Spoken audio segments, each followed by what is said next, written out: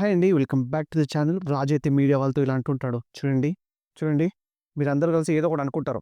అది మీరు చెప్పాలని మా దగ్గరకొస్తారు. అలాంటప్పుడు మేము చెప్పడానికి ఏముంటుంది? అప్పుడు రిపోర్టర్ పోనీ జరిగిందేంటో మీరే చెప్పండి. అప్పుడు రాజు అయితే అవి మా పర్సనల్స్. మీకెలా చెప్తాం? మీకు పుట్టబోయే బిడ్డ విషయంలో మీకు పుట్టబోయే బిడ్డ విషయంలో మీకు మీ భార్యకి గొడవలు జరుగుతున్నాయనే మాట నిజమేనా? అని రిపోర్టర్ అడుగుతుంటే పక్కనున్న తాగుబోతూ అవునా! ఒరేయ్! బిడ్డ విషయంలో గొడవలు జరుగుతున్నాయి. భర్త మాట భార్య వినాలి కదా! అది తప్పని మీకు అనిపించడం లేదా? అని రిపోర్టర్ అడుగుతుంటే, తప్పు అయినా సరే భర్త మాటే నెగ్గాల. హ్మ్. నా బ్రదర్ చెప్పినట్టు ఆవిడ వినాలి. అరేయ్! ఆగరా నువ్వు. అలా చేస్తే పోలీసులు రాజుగారిని అరెస్ట్ చేస్తారు. జైలుకి గూడా వెళ్ళాల్సి ఉంటుంది అని రిపోర్టర్ అంటూ ఉంటుంది. అరచేత్తో సూర్యుడిని ఆపలేరు. మీ సంకెళ్ళు, మీ జైలు గోడలు మా బ్రదర్ ఉద్యమాన్ని ఆపలేవు. చీకటిని చీల్చుకొని సూర్యుడొచ్చినట్టు ఈ సంకెళ్ళు మీ సంకెళ్ళు బద్దలు కొట్టుకు మా బ్రదర్ బయటికొస్తాడు. ఉద్యమం మళ్ళీ చేస్తాడు. ఒరేయ్! నువ్వేం మాట్లాడుతున్నావు? వాళ్ళేవేవో అనుకుంటార్రా. నువ్వు సైలెంట్‌గా ఉండు. వాళ్ళేమనుకుంటే మనకెందుకు బ్రదర్? నువ్వు భర్తగా పోరాటం చేస్తున్నావు. నీకు అండగా నేనుంటాను. అరేయ్! అది కాదురా. నన్ను అడ్డంగా బుక్ చేస్తున్నావురా నువ్వు అని రాజు అంటూ ఉంటాడు. చూడండి, ఇతనికి నాకు సంబంధం లేదు.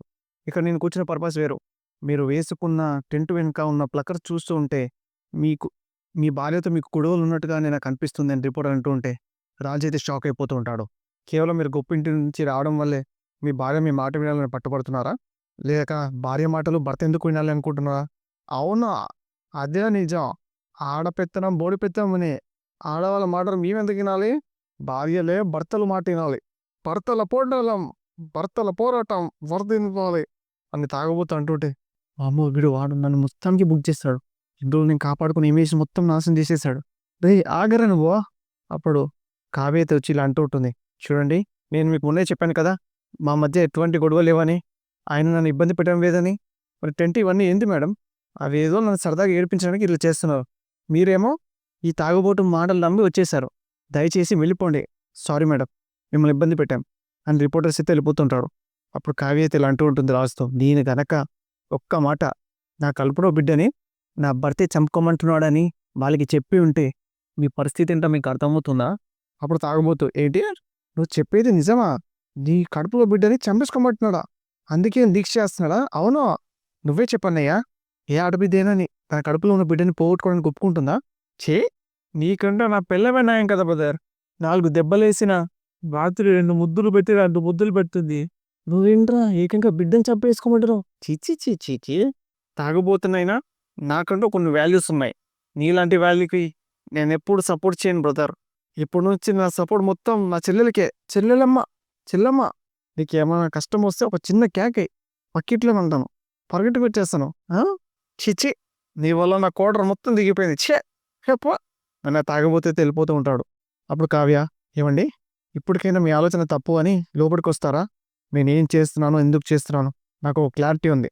నువ్వు నాతో పాటు వచ్చే వరకు ఈ దీక్ష మాత్రం ఆపను. భార్యల మొండితనం నశించాలి అని రాజైతే అంటుంటాడు. భర్త మాటే వేదవాకు. భార్యల మొండితనం నశించాలే. అప్పుడు బామ్మ అప్పుడు బామ్మకైతే కావ్య ఫోన్ చేసి జరిగిందంతా చెప్తూ ఉంటుంది. అప్పుడే అపర్ణ వచ్చి ఇలా అడుగుతూ ఉంటుంది. ఏంటత్తయ్య ఫోన్‌లో కార్టూన్స్ ఏమైనా చూసారు? అలా చిన్నపిల్లలా నవ్వుతున్నారు? విషయం తెలిస్తే నువ్వు నవ్వుతావు తెలుసా? ఏం జరిగింది అత్తయ్య? నీ కొడుకు తిక్క కుదిరింది. తిక్క కుదరడం ఏంటి? అసలేమైంది అత్తయ్య? నా మనవరాలు తీసుకురావడానికి అత్తారింటికి వెళ్ళి నీ కొడుకు నిరాహార దీక్ష చేస్తున్నాడని చెప్పాను కదా! అవును. ఇప్పుడు ఏమైంది? కావ్య ఒప్పుకుందా అత్తయ్య? ఒప్పుకోవడం కాదు అపర్ణ. వీడు ఒప్పించుకోవడానికి కూర్చుంటే అప్పుడే ఒక తాగుబోతొచ్చి ఆ సమస్యని ఇంకోలా సృష్టించి నా మనవడిని ఇరికిచ్చేశాడంట. ఇప్పుడే కనకం ఫోన్ చేసి చెప్పింది. వెధవకి బాగా అయింది. విషయం చెప్పకుండా ఇంట్లో అందరిని ఎంత బాధపెడుతున్నాడు అత్తయ్య అని అపర్ణ అంటూ ఉంటుంది. అన్నీ బాగుంటే ఎంతో హ్యాపీగా ఈ బిడ్డను మోయాల్సిన నా కోడలు వీరి కారణంగా బాధని మోస్తుంది. దాని కన్నీళ్లు పోయి ఆనంద బాష్పాలు రోజులు ఎప్పుడొస్తుందేమో. వస్తుంది అపర్ణ. తప్పకుండా వస్తుంది. నా మనవడికి మ్యూజిక్ ఇప్పుడే కదా స్టార్ట్ అయింది. ముందు ముందు ఉంటుంది అసలాట. అప్పుడు రాజైతే వామ్మో! నా జీవితంలో ఒక రాత్రి గడపడానికి ఇంత కష్టమవుతుందని తెలిస్తే ఇక్కడికి వచ్చేవాడినే కాదు. అనవసరంగా వచ్చాను. ఇరుక్కొని చచ్చాను. అబ్బా! ఈ దోమలొకటి ఒసేయ్! నన్ను ఇలా కుట్టి చంపకపోతే మీరు మా మగదోమల్లా మా రక్తాలు పీల్చాలా? మళ్ళీ కుట్టిందిరోయ్! అప్పుడే కావ్య అయితే రాజుని చూస్తూ ఉంటుంది. పాపం రోజు ఏసీలో పడుకునేవారు ఇలా నా కోసం దీక్ష చేస్తూ ఆ దోమల్లో పడుకోలేక ఇబ్బంది పడుతున్నట్టున్నారు. ఒక దుప్పటి తీసుకొచ్చిద్దాం అని కావ్య అయితే ఇంట్లోకి వెళ్తూ ఉంటుంది. అప్పుడు కనకం, ఏ ఏ కావ్య, ఏంటమ్మా ఈ దుప్పటి ఇవన్నీ ఎక్కడ తీసుకెళ్తున్నావే? పాపం ఆయన దోవుల్లో నిద్రపోలేకపోతుంటేను, ఓహో పాపం అని జాలిపడి దుప్పటి ఇవ్వడానికి వెళ్తున్నావా? నీకు అసలు బుద్ధుందా? ఇలా అల్లుడు గారికి అన్ని సేవలు చేస్తూ కావాల్సినవన్నీ అరేంజ్ చేస్తే ఆయనకి ఇబ్బంది ఏముంటుంది? నిర్ణయం మార్చుకోవాలనే ఆలోచన ఎలా వస్తుంది? కలుపు కాలితే అన్నం విలువ, ఇలా కష్టపడితేనే పిల్లం విలువ తెలిసొస్తుంది. అప్పుడే ఆయన మనసు మార్చుకొని మీ దారికొస్తాడు. కానీ ఆయన కష్టపెట్టి మార్చుకోవడం నాకిష్టం లేదని చెప్పాను కదమ్మా! కష్టపడకుండా మనిషి ఎలా మారతాడే? అల్లుడు గారి మనసు ఎలా మార్చాలో ఒక ఐడియా చెప్తాను విను. ఇలా రా! అమ్మా! ఇది పద్ధతి కాదమ్మా! ఒకవైపు తినకుండా అలా బయట కూర్చొనుంటే ఆయనని రెచ్చగొట్టడానికి ఆయన కళ్ళ ముందే నన్నెలా తినమంటావమ్మా? ఇది మరీ బాగుందే! నీ మొగుడు బాగారని కోరుకుంది నువ్వు. అలాగే పుట్టించుకొచ్చింది నువ్వు. తీరా మార్చడానికి ప్రయత్నిస్తే పాపం అంటూ అడ్డుపడుతున్నావేంటే? ఆయన మారాలని నాకు ఉందమ్మా! కానీ పాపం ఆయన ఆకలికి తట్టుకోలేరు. అందుకే తినమంటున్నాను. కనీసం కడుపు మాడితే అయినా అల్లుడు గారు చేస్తున్న తప్పేంటో తనకి తెలిసి వస్తుంది. ఆయన అలా బయట కూర్చొని ధర్నా చేస్తున్నా నువ్వేమీ పట్టించుకోవడం లేదంటే తన చేస్తున్న పనుల వల్ల ప్రయోజనం లేదని ఆయన దారికొస్తాడే. అంతేనంటావమ్మా? ముమ్మాటికి అంతే. కాకపోతే ఇంకో పని కూడా చేయాలి. ఏంటదమ్మా?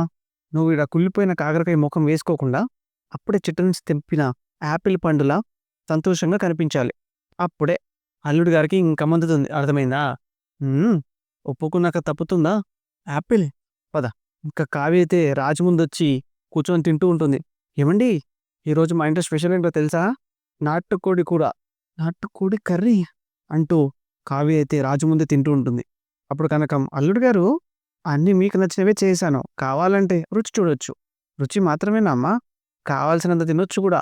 కాకపోతే మీరు వేసుకున్న చెప్పులతో పాటు మీరు దీక్ష కూడా బయట వదిలేసి రావాలి అని కావ్య అంటూ ఉంటుంది. అంటే తొక్కలో చికెన్‌కి, చేపలకి లొంగిపోయే రకంగా కనిపిస్తున్నామా? రాజు దేనికి లొంగడు. అప్పుడు కనకం, అవునులేండి. దేనికైనా అదృష్టం ఉండాలి. మీ కూతుర్ని నేను చెప్పుకున్నట్టుగా ఒప్పుకొని నాతో పాటు రమ్మని చెప్పండి. దీనికి 10 రెట్లు అదృష్టాన్ని నేనిస్తా. దాన్ని అదృష్టం అనరు, కర్మ అంటారు. అలాంటి కర్మ నాకు పట్టలేదు. వస్తావు. తప్పకుండా నా దారికొస్తావు. అప్పటి వరకు నా దీక్ష ఆగదు. ఎందుకొచ్చిన దీక్షలు అల్లుగారు? నీ నోరు వద్దంటున్నా. మీ కళ్ళు కావాలి అంటున్నాయి.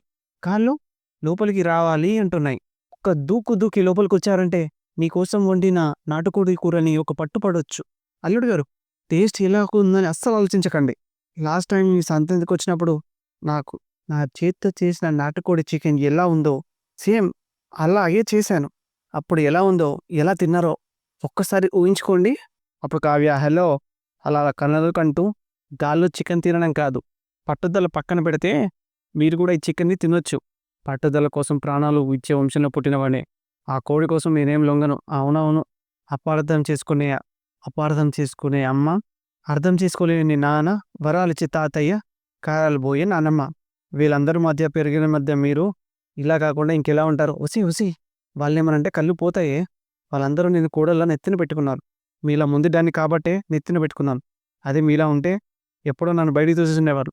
నాది మొండితనమా? మరి ఇలా బయట టెంట్లేసుకొని కూర్చునే వాళ్ళని ఇంకేమంటారు? నేనేం చేసినా లోక కళ్యాణం కోసమే. హ! అది భరించలేకనే గదా నేను మా పుట్టింటికొచ్చింది. అందుకే ఇగ నేనొచ్చి చచ్చింది. చూడండి, మీరు లోపలికి రావాల్సిందే తప్ప మీతో పాటు మేము బయటికి రాను. ఎలా రావో నేను చూస్తాను. చూద్దాం. అమ్మా! చికెన్ మాత్రం అద్దురుసమ్మా! అబ్బబ్బబ్బబ్బా! నీ చేతి వంటే వంటమ్మా! అలా నోట్లో పెట్టగానే ఇలా కరిగిపోతుందమ్మా!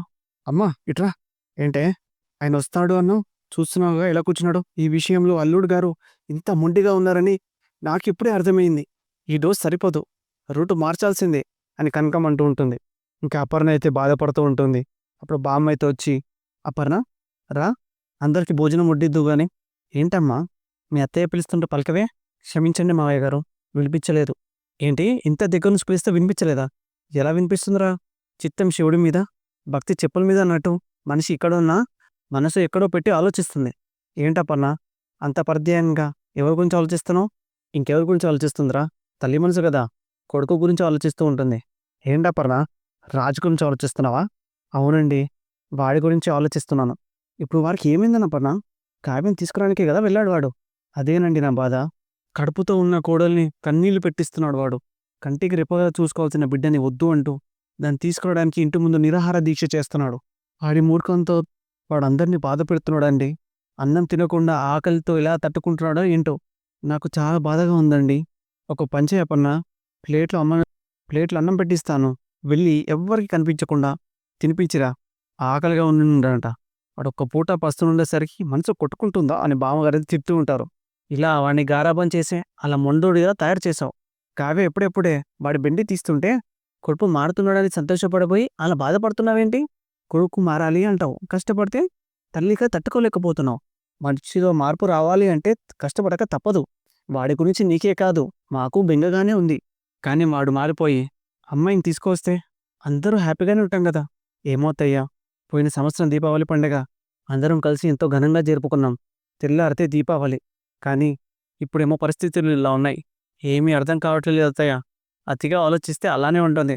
గట్టిగా అనుకో. పోయిన సంవత్సరం దీపావళిలాగే ఈ సంవత్సరం గూడా చాలా హ్యాపీగా గడిచిపోతూ ఉంటుంది. అన్ని సమస్యలు తీరిపోతూ ఉంటాయి. పద ముందు భోంచేద్దాం గాని అని బామ్మగారు తీసుకెళ్తూ ఉంటారు. అప్పుడు అపర్ణ, నాకు ఆకలిగా లేదు అత్తయ్య, మీరు వెళ్లి తినండి అంటూ అపర్ణ అయితే వెళ్ళిపోతూ ఉంటుంది. ఇంకా అప్పుడే రాజైతే వాళ్ళ నాన్నతో, అప్పుడే కావ్య అయితే వాళ్ళ నాన్నతో, నాన్న ఇదిగోండి అంటుంటే, ఏంటమ్మా ఇది భోజనం? ఇది ఇందాకే తిన్నాను కదమ్మా, మళ్ళీ తెచ్చావేంటి? ఇది మీకోసం కాదు నాన్న, ఆయన కోసం. అల్లుడి గారి కోసమా? అవును నాన్న. ఒక భార్యగా ఆయన నాకారంగా ప్రశ్నించడం నాకు ఇష్టం లేదు. ఆయనకి నా బిడ్డ అక్కర్లేకపోవచ్చు, కానీ నాకు ఆయన కావాలి నాన్న. నాకు బిడ్డ ఎంత ముఖ్యమో ఆయన కూడా అంతే ముఖ్యం. నేను వెళ్ళి ఇస్తే పంతానికి పోయి కడుపు మార్చుకుంటారు. అందుకే మీరు తీసుకెళ్ళి ఎవ్వరు చూడకుండా తెచ్చినట్టు ఇచ్చేసిరండి అమ్మ కావ్య. ఒకరి మీద ఒకరు ఇంత ప్రేమ పెట్టుకొని ఈ గొడవలేంటమ్మా? ఆ ప్రశ్న ఆయన్ని అడగండి నాన్న. నన్ను తీసుకెళ్ళడానికి నిరాహార దీక్ష చేసేంత ప్రేమవుతున్నప్పుడు నా బిడ్డను వద్దనడానికి కారణాలు ఎందుకు చెప్పలేకపోతున్నారో ఆయన్ని అడగండి నాన్న. వెళ్ళండి నాన్న, తీసుకోండి. ఇంకా రాజైతే ఇంకా రాజైతే చలికి తట్టుకోలేక అటు ఇటు మెసులుతుంటే అప్పుడే కావ్య అయితే రాజు దగ్గరికెళ్ళి దుప్పటి కప్పి ఇలా అంటూ ఉంటుంది. ఏసీ గదుల్లో మహారాజులా పడుకోవాల్సిన మీకు ఇలాంటి కర్మెందుకండి? అంత పెద్ద రహస్యం అది.